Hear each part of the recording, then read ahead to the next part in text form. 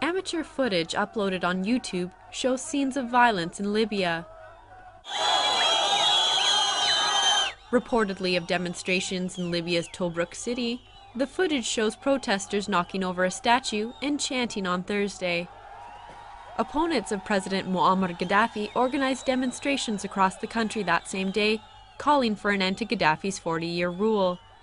They hope their efforts will inspire revolts similar to those in Tunisia and Egypt. But the government is showing little tolerance for protesters. Deadly clashes broke out in several cities this week, and reports estimate upwards of 50 people have already died. The number is difficult to verify, however, due to Gaddafi's tight control on media and communications networks. Gaddafi rules the country using a grassroots socialist system and citizen committees outlined in what he refers to as his Green Book. Jessica Gray, Reuters. We've heard from the spokeswoman for the Syrian Information Ministry. She has confirmed that emergency law that is so hated in Syria by so many of the demonstrators and the anti-government demonstrators and the protesters, that will be lifted. She would not say when that will be determined later, but it will be lifted.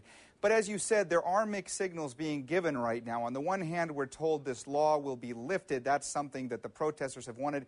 Many more in the past few days have been calling for it to be lifted. This is one of those laws that's been in effect for 48 years in Syria. It prevents people from gathering.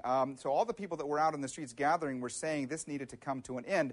On the one hand, we're told this will be lifted soon. On the other hand, just a short while ago on Syrian state television, there was a banner that was urging people in Syria not to go to one of the main squares in Damascus to gather because there were calls from some groups to have protests tonight in Damascus. So you're hearing from the government on the one hand, yes, we're going to lift this law, we're listening to you, we're going to make concessions. On the other hand, do not come out, do not gather. It shows that the government is quite worried. There have been a lot of contradictory reports the last few days. On the one hand, you hear the president is going to be making remarks to the nation. Then you hear that those have been canceled. It's very hard to try to confirm all that. The Syrian government clearly in a state of disarray about all this. Events have really taken a turn, an unexpected turn in the streets, and they just don't quite know how to deal with this at this point. Well, John? In part, they've been using violence. Dozens of people are reported dead by Amnesty International. But Assad himself said something remarkable a few weeks back to a visiting journalist. He said he was not vulnerable the way Egypt's leaders were or Tunisia's leaders were, that his position was more solid. Is that the case? Does it look like he can hold on better than they did?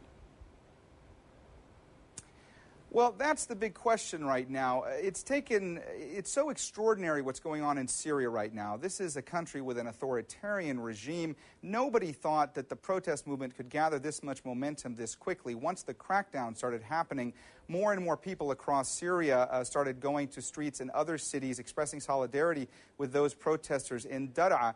The government was really taken surprised by this. You're seeing Bashar al-Assad really coming under pressure from his population, even though he has a firm grasp on the military there. But, you know, we've heard about other leaders in other countries, like Yemen as well, that have had a firm, supposedly firm grasp on their military, and that they were going to be immune from this. They've come out and said that they're immune from this kind of street movement, from these protests, and yet they've come under increasing pressure, and they've made more concessions. So what's going to be interesting to see is, will Assad come out, make more concessions, be more conciliatory, and will that then lend credence to the idea that he is more vulnerable? John? Let me ask you about one aspect of this, which is not identical to what we've seen elsewhere.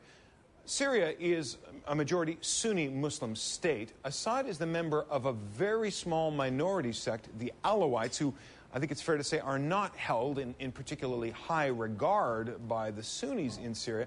How does that play into this and what his plans may be for the future?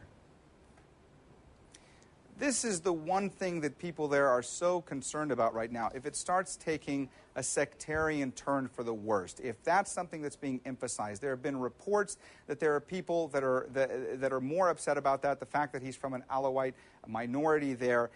But it just is unclear at this point if this is going to ratchet up sectarian tensions in Syria, if this is something that's going to play out more in the streets. It's something we're monitoring, but again, it's something that people in Syria, human rights activists we've spoken with, protesters we've spoken with, they're very concerned that it will take this kind of a turn because that could mean an outbreak of real chaos.